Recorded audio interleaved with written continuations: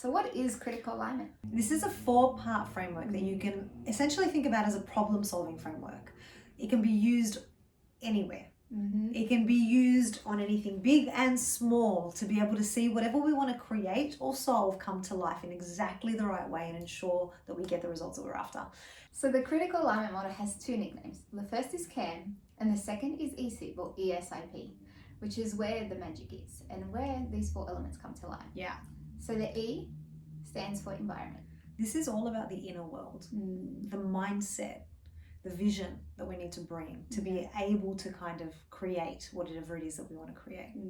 S is for structure, which is essentially the strategies and the processes, the plan for how, we bring this vision to life.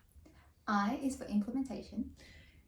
The actions, the steps that actually take place when we hit go, right? So this is where the magic happens, so to speak.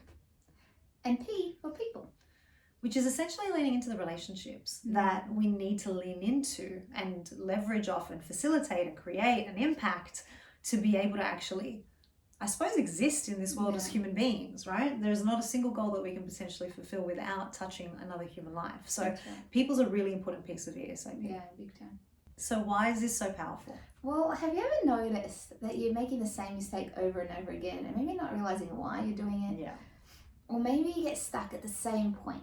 You've got the big ideas, the big vision, but then when you go into taking action, it's like you don't know where to start. Yeah.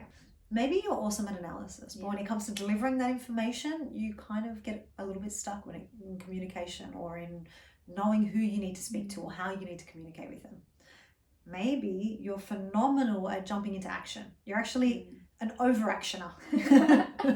Go. Heading. But when you look back, you don't feel like you've actually made any meaningful dent with the actions that you've taken.